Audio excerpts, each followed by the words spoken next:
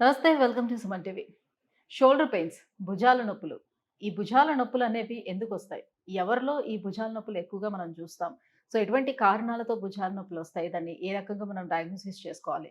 And దీనికి అసలు ఎలాంటి సర్జరీస్ అనేవి గాని అవసరం లేకుండా కేవలం మనం పీఆర్‌పీతో ఏ రకంగా మనం దీన్ని క్యూర్ చేసుకోవచ్చు? సో, ఈ విషయాలన్నీ అడిగి తెలుసుకుందాం. మనతో పాటు ఉన్నారు doctor Meenal Chandra garu from EPN pain management, Jubilee Hills. Hello ma'am. Ma'am shoulder pains చాలా మంది కంప్లెయింట్ చేస్తారు. ఈవెన్ దో పిల్లలు కూడా స్కూల్ బ్యాగ్స్ హెవీగా మోయడం వల్ల వాళ్ళు కూడా షోల్డర్ పెయిన్ అని కంప్లెయింట్ చేస్తారు. అసలు షోల్డర్ పెయిన్స్ అనేది టైప్స్ ఆఫ్ షోల్డర్ పెయిన్స్ ఎలా ఉంటాయి? Shoulder pains from all age, like you said, chinna pillaki they because of the heavy bags and all, up to old age. Any age group low is very common. Most common uncontrolled sugar valla, uncontrolled thyroid valla old age lo వస్తుంది. ఇంకా young age లో mostly because of gym injuries, sports injuries, accident valla, or any small injury కూడా can lead to rotator cuff muscle tear. ఓకేనా.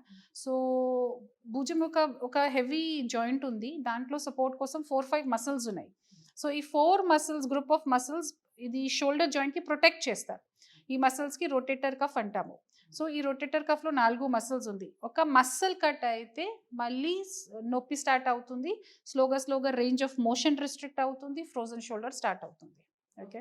So ఇది very common, కానీ అయినా treatment frozen shoulder అనేది ఎక్కువగా మనం డయాబెటిక్ వాళ్ళలో చూస్తాము కదా! సో వాళ్ళే కాకుండా నార్మల్‌గా కూడా ఫ్రోజన్ షోల్డర్ అనేది అవును. వస్తుందా? యాహ్! ఫ్రోజన్ షోల్డర్ మీనింగ్ మీ జాయింట్‌లో షోల్డర్ జాయింట్‌లో మూవ్‌మెంట్ లేదు. That is frozen shoulder. Okay. Frozen షోల్డర్‌కి రీజన్స్ వేరే వేరే ప్రకారం ఉంది. Like I said, uncontrolled sugar, thyroid, injury, rotator cuff injury, gym injury, any ఇంజరీలో ఫ్రోజన్ షోల్డర్ కూడా స్టార్ట్ అవుతుంది. సో ఎట్లా మరి దీన్ని డయాగ్నోసిస్ చేసుకుంటాం? ఎలా తెలుస్తుంది మనకి ఇది ఫ్రోజన్ షోల్డర్ అని? First of all is symptoms. పేషెంట్‌కి సిమ్టమ్స్ ఏంటి? Lifting the hand. ఓకే. తర్వాత most commonly combing your hair, button పెట్టినప్పుడు, ఆర్ ఫీమేల్స్‌లో when they go and put the clothes on the wire, ఆ టైంలో. తర్వాత స్నానం చేసినప్పుడు ఇబ్బంది ఉంటే, these are the common things. Secondly రాత్రి విపరీతం నొప్పి ఉంటుంది స్లీపింగ్ టైంలో ఇంపింజ్‌మెంట్ వల్ల. అండ్ స్మాల్ స్మాల్ యాక్టివిటీస్ కూడా రిస్ట్రిక్ట్ అవుతుంది. కుకింగ్ ఎక్కువ చేసినప్పుడు ఇబ్బంది అవుతుంది, కుక్కర్ లిఫ్ట్ చేసినప్పుడు ఇబ్బంది అవుతుంది, దెన్ స్లీప్ డిస్టర్బెన్స్ అవుతుంది. So these are the symptoms of shoulder pain. Shoulder పెయిన్కి కొన్ని కొన్ని టెస్ట్స్ ఉన్నాయి. These are which doctors will do. Okay. So నా దగ్గర ఒక షోల్డర్ పెయిన్ పేషెంట్ వస్తే we do certain test. Will ask him to move the hands.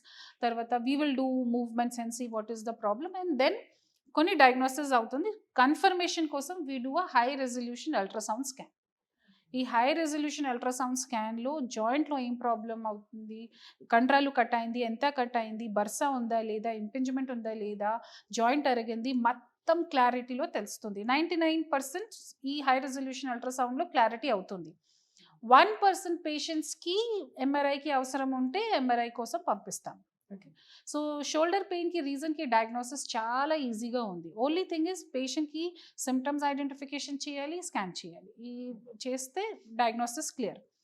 ఇప్పుడు చాలా చాలా ట్రీట్మెంట్ ఉంది. ఫర్ ఎగ్జాంపుల్, ఇది ఇనీషియల్ స్టేజెస్లో ఉంటే జస్ట్ ఫిజియోథెరపీ, చిన్న ఎక్సర్సైజెస్ అండ్ 1-2 డేస్ వరకు పెయిన్ కిల్లర్స్, ఇది వర్క్ అవుతుంది.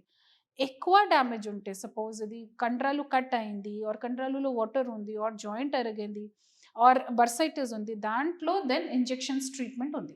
ఓకే. అంటే ఈ పెయిన్ డిఫరెన్సెస్ అనేది మనకు తెలుస్తుందా? ఇప్పుడు మజిల్ పెయిన్ వచ్చినప్పుడు గాని, ఫ్రోజన్ షోల్డర్ వచ్చేటప్పుడు గాని, లేకపోతే లిగమెంట్స్ అక్కడ ఉన్నటువంటి టెయిర్ అయినప్పుడు గాని, ఆ పెయిన్ డిఫరెన్సెస్ ఏమైనా ఉంటుందా? ఇది ఎట్లా? చెప్పాను కదా, we see in ultrasound scan. Ultrasound స్కాన్లో అన్నీ క్లారిటీ అవుతుంది. Whether it is coming from muscle, whether rotator cuff, బైసెప్స్లో ప్రాబ్లమ్ ఉందా, or it is just a bursitis, or it is actually a joint problem, or జాయింట్లో crack అయింది, అన్నీ తెలుస్తుంది. దాని ప్రకారం ట్రీట్మెంట్ చేస్తాము. సో సపోజ్ ఇది మసిల్లో కట్ అయిన తర్వాత ఏం చేయాలి, మసిల్ రిపేర్ చేయాలి. మసిల్ రిపేర్ కోసం పిఆర్పి ఉంది. జాయింట్లో ప్రాబ్లమ్ ఉంటే, జాయింట్లో మూవ్మెంట్ రెస్ట్రిక్ట్ అయిన తర్వాత ప్రోలోథెరపీ ఉంది. కొన్ని పేషెంట్స్కి జాయింట్ బాగానే ఉంది, మసిల్స్, లిగమెంట్ అన్నీ బాగానే ఉంది, ఓన్లీ నొప్పి ఉంది, నొప్పికి రీజన్స్ ఏం లేదు. Then in those cases radio frequency ablation ఒక ట్రీట్మెంట్ ఉంది. కొన్నిసార్లు నెక్ నొప్పి, సర్వైకల్ స్పాండిలైసిస్ వల్ల కూడా ఓన్లీ షోల్డర్ పెయిన్ తెలుస్తుంది. సో ఇది కూడా రూల్ అవుట్ చేయాలి. సో టెస్ట్ ప్రకారం ఎక్సర్సైజెస్ చేస్తాము, అండ్ ఇది ప్రకారం డయాగ్నోస్ చేస్తాము. సో నెక్ నొప్పి ఉంటే we have to treat the neck cause. Okay. And షోల్డర్లో ప్రాబ్లమ్ ఉంటే we will treat the shoulder. Okay. So PRP కాకుండా ఎప్పుడు సర్జరీకి వెళ్ళాల్సిన నెసెసిటీ అనేది ఎప్పుడు ఏర్పడుతుంది వాళ్ళకి? సర్జరీకి జనరల్గా ఇన్ఫెక్షన్ ఉంటే, septic arthritis of the shoulder joint ఉంటే, ఆర్ కంప్లీట్ టేర్ ఆఫ్ కండరాలు, రొటేటర్ కఫ్కి కంప్లీట్ టేర్ ఉంటే, అస్సలు మూవ్మెంట్ జాయింట్లో లేదు, ఆ కండిషన్స్లో సర్జరీకి అవసరంకి ఛాన్సెస్ ఉన్నాయి. బట్ షోల్డర్ పెయిన్లో వెరీ కామన్గా just with exercises or with ఈ స్మాల్ ఇంజెక్షన్స్లో, పిఆర్పిలో, ప్రోలోథెరపీలో క్యూర్ అవుతుంది. రైట్. సో ఈ రీజనరేటివ్ థెరపీ ఏ రకంగా చేస్తారు? ఈ రీజనరేటివ్ చెప్పాను కదా, ఇట్స్ వాట్ రిపేర్ కోసం. So what we want to repair rotator కఫ్లో ప్రాబ్లం ఉంటే రిపేర్ చేస్తాము, జాయింట్లో లేబ్రల్ టేర్ ఉంటే రిపేర్ చేస్తాము, జాయింట్లో కార్టిలేజ్ జరిగిన రిపేర్ చేస్తాము. So whatever has been damaged identification ప్రకారం we prepare the PRP. So ఇప్పుడు పిఆర్పి ట్రీట్మెంట్ ఇస్తుండేటప్పుడు సో మీరు ఇన్ని సెషన్స్ అని పెడతారు కదా, సెషన్కి మధ్యలో ఉండేటువంటి గ్యాప్లో కూడా వాళ్ళు ఎక్సర్సైజ్ చేసుకోవచ్చా? చేస్తే ఇంకా ఏమైనా సివియర్ అవుతుందా? లేకపోతే కంప్లీట్గా ట్రీట్మెంట్ ఫినిష్ అయిన తర్వాత వాళ్ళకి ఎక్సర్సైజ్ చేయండి మూమెంట్ కోసం అని చెప్తారా? ఎట్లా? సి ఇది పెయిన్ మేనేజ్మెంట్లో ఒక బేసిక్ రూల్ ఉంది. నొప్పి ఎక్కువ ఉంటే ఎక్సర్సైజ్ చేయకూడదు. ఎక్సర్సైజెస్ చాలా ఇంపార్టెంట్ ఉంది, but you should only do when pain has come down. So నా ట్రీట్మెంట్లో ఫస్ట్ సపోజ్ లోపల వాప్ ఉంటే, వాటర్ ఉంటే, జాయింట్కి మూవ్మెంట్ కోసం ప్రోలోథెరపీ చేస్తాం. చేసిన తర్వాత పేషెంట్కి కొంచెం నొప్పి తగ్గిపోతుంది. 3-4 డేస్ తర్వాత ఎక్సర్సైజ్ స్టార్ట్ చేయాలి. దెన్ పిఆర్పి సెషన్స్లో ఇంకా వేరే ఎక్సర్సైజెస్ చేంజ్ చేస్తాము. మీకు చాలా ఎక్కువగా నొప్పి ఉంటే మీ ఎక్సర్సైజ్ చేస్తే ఇంకా నొప్పి ఎక్కువ అవుతుంది. సో ఇది basic rule, everyone should follow this. So PRP treatment తీసుకోవడానికి ఏజ్ క్రైటీరియా ఏమైనా ఉంటుందా?